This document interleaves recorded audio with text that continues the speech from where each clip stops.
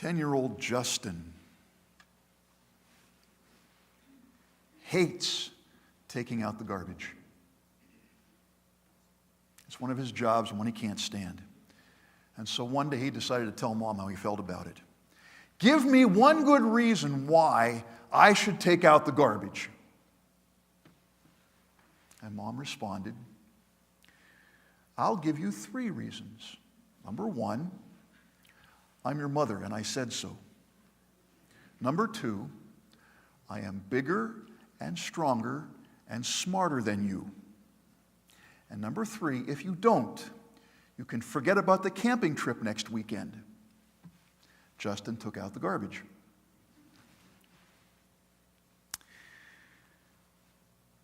It's always a joy to see the kids from our congregation gathered here and the influence that every one of us has in their lives. And God's plan is for parents and those who have an influence in the lives of children to help them get to the place that they're making wise decisions of their own.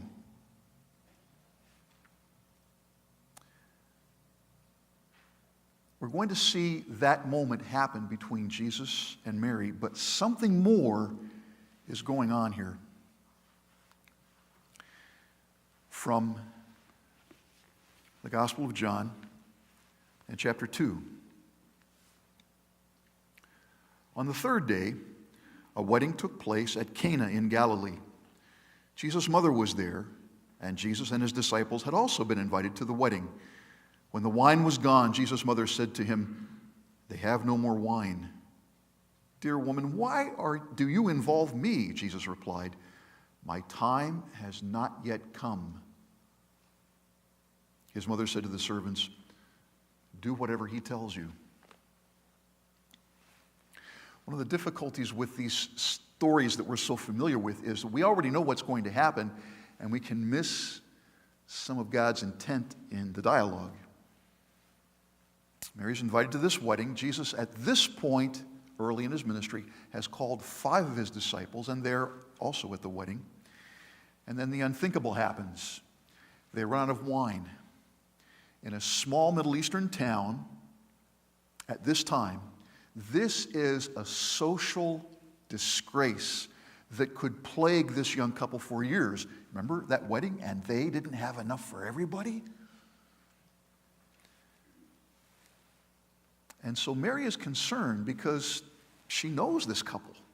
She might be related to this couple distantly, and she doesn't want to see that happen to them. And so she comes to Jesus, apparently asking him to do what she knows he can do. He's not done a miracle to this point. He's only been teaching his disciples, and now she's thinking, I know that he can help. They have no wine, she simply states.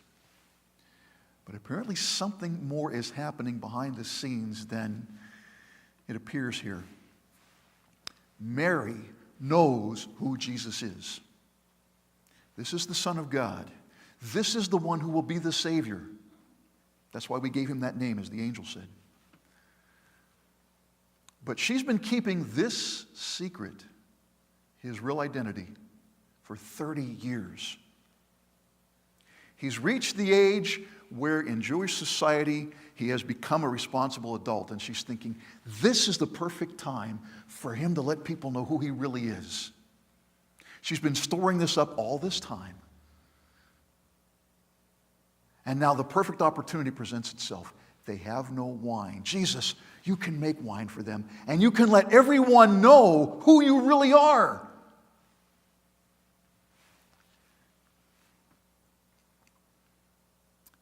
And then Jesus' response sounds almost like he's saying, not my circus, not my monkeys, not my problem. I don't do things like that. That's not at all what he meant. Dear woman, you dear sweet mother, it's not my time yet. Okay, can't you at least make a little wine for them? No. Mary is asking for Jesus to do something that will put him in the headlines. And finally, everyone will know what she's been keeping secret all this time. And Jesus said, It's not time for that yet.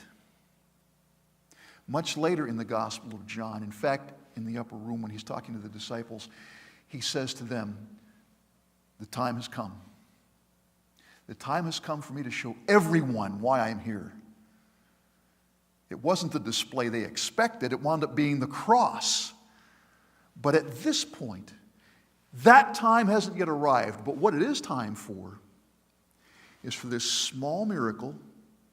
Can you ever say a miracle is small? But this was something small and quiet. The servants who took the dipper of water to the master of ceremonies were the ones who knew what had happened, and the disciples knew what had happened. Mary knew what had happened, but no one else did. And so Jesus helped out people. His role as Son of Man made him understand how important those kinds of celebrations are. And I think Jesus had a ball at that wedding. Keep in mind, wedding feasts at that time weren't over in one evening. They lasted a week. And I think he was delighted to help this celebration continue. Someone approached Mary and said, "There's no wine." And so Mary approached Jesus and said, "They have no wine." And Jesus tried to explain to her, it's not the time that you think. You have been my authority, and I have submitted to you for the last 30 years as is appropriate. But today, you as my mother are longing for something in me that is not the Father's time. And today, my step into manhood is becoming to choose my Father's will over my earthly mother's will.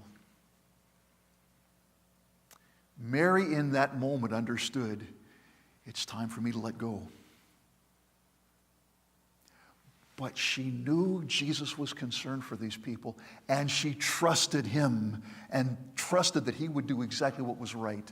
And so she told the servants, do whatever he tells you. We know the rest of the story. The 6 water pots were filled without any hocus pocus or magic or ostentation. Jesus simply said, now take a dipper of this to the steward. And the servants did. It was the best wine that they had on hand, better than anything they had had. Jesus was concerned for them, but the timing had to be in the Father's will.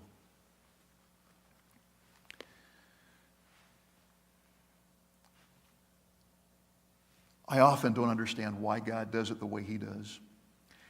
And I find myself, when I'm feeling particularly bold, saying, Lord, if I were you, this is how I would do it. And he smiles, and he waits to see if I'm going to follow it up with anything that makes more sense.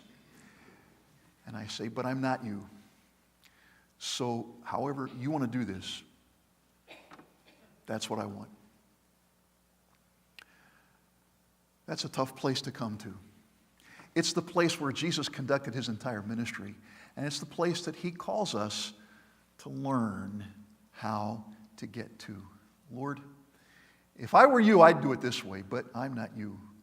And I know that. So help me to accept what you want to do, because I know your timing is perfect.